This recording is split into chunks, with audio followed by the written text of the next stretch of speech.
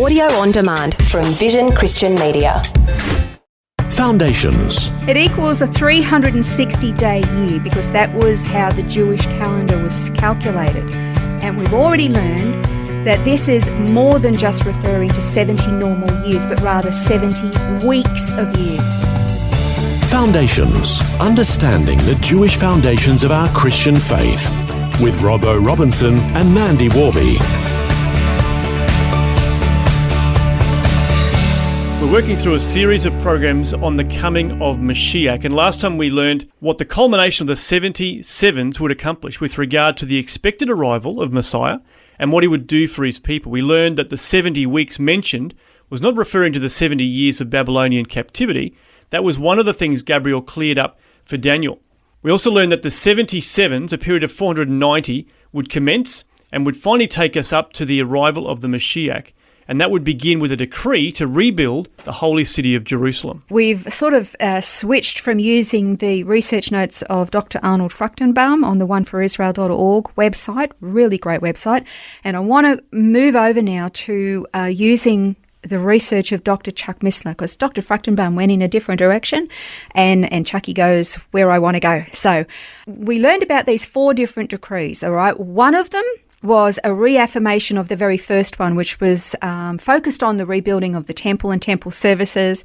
The other was mostly about fortifying the walls around the city. Now, the most likely decree that kicks off the 77s is that given by Artaxerxes Longimanus. This was the 4th decree given to Nehemiah because its focus is on the rebuilding of the holy city itself.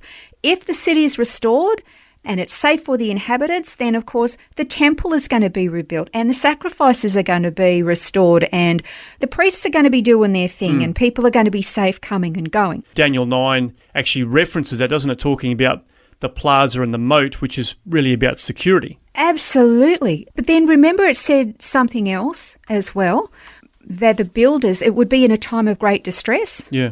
Remember when Nehemiah was rebuilding the time? Remember the workers had to stand there with their building materials in one hand and a sword in the other? That's right, yeah. They were literally building and fighting off their enemies at the same time. I can't even imagine it. Mm-hmm. So you were talking about a time of just a smidgen of distress, maybe? Yeah, absolutely. All right, so there's a lot of numbers that we've been throwing around, and I'm really glad that you're here with me, Robbo, because you are a numbers man, and I kind of go blurry when I see all these numbers. But if we just hang in there, it's going to be easier because it's all going to come together at the end.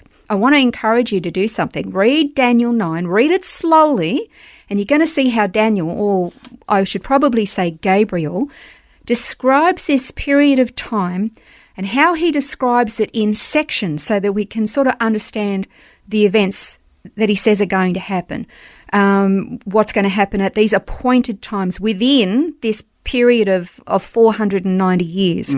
Okay, so again, going through these numbers was a real trial for me, but if you kind of stick with it, it does make some sense. So let's commence this by going back to Daniel 9:25 and reading again what it says. It says, "So you're to know and discern that from the issuing of a decree to restore and rebuild Jerusalem until Messiah, or Mashiach, the Prince, there will be 7 weeks and 62 weeks. It will be built again with plaza and moat, even in times of distress." Okay, so in Dr. Chuck Missler's notes, that man had the most phenomenal brain. And he always baffled me with maths. It was so easy to him. I'm always impressed by anybody who gets maths because it's such a challenge for me. Okay, so Dr. Missler describes this verse as a mathematical prophecy, and he explains that the 77s or the 69 weeks mentioned, being the 7 weeks and 62 weeks together equals 69 weeks. I'm confusing myself just reading this stuff. It equals a 360-day year because that was how the Jewish calendar was calculated. And we've already learned that this is more than just referring to 70 normal years, but rather 70 weeks of years, 77s. Yeah. Now, those 77s is then divided into 2 sections. That's right. So you've got the 69 weeks of years, and then 1 week of years, which adds up to the full 70. So it can be a bit confusing, but I guess, as you said, if we read through it slowly, you can actually see it very clearly outlined by Gabriel.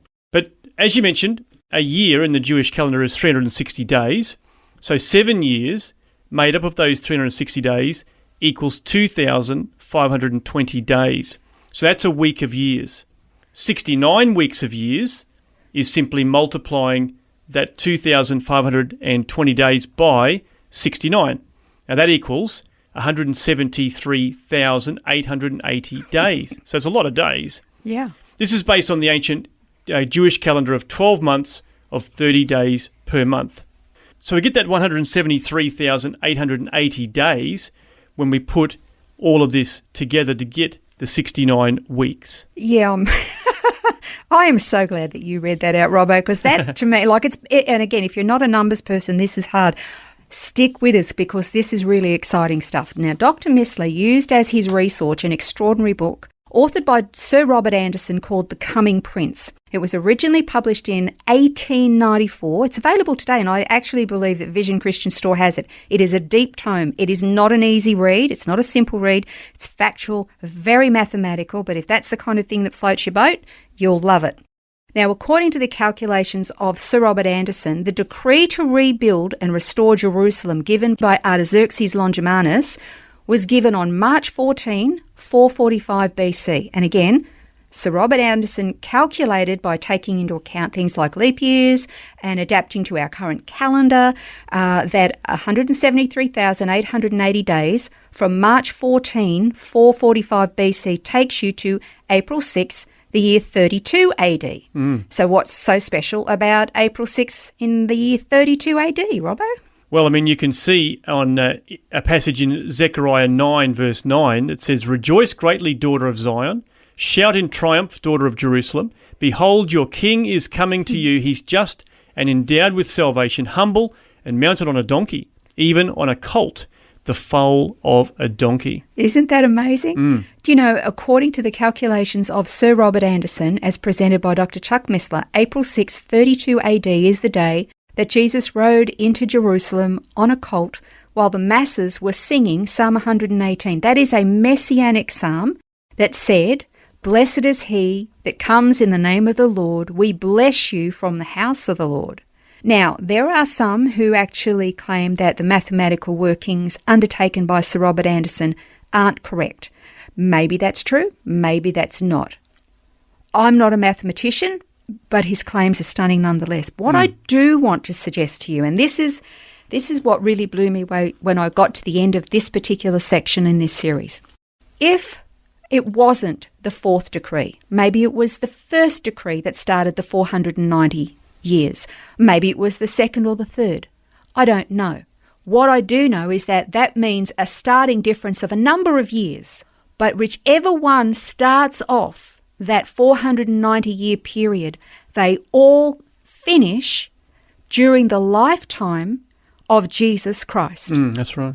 Which means nobody after him could possibly be the Mashiach. That's right. Because we're only given a time period of 490 years. Yeah. I don't know who else it could possibly be other than Jesus. It certainly is very curious to say the least. Yeah. And a wonderful thing to be considering as a part of this bigger picture of, who is the Messiah, to consider the time frame of it and to think that Jesus was riding into Jerusalem on that particular day. Isn't that amazing? Very curious to say the least. Yeah. But certainly it is only part of our discussion of the Messiah, and we'll continue to explore this series of Mashiach when we come back and return next time on Foundations. This has been Foundations, a look at the Jewish foundations of our Christian faith. For study notes, resources and more, see vision.org.au/foundations. Thanks for taking time to listen to this audio on demand from Vision Christian Media. To find out more about us, go to vision.org.au.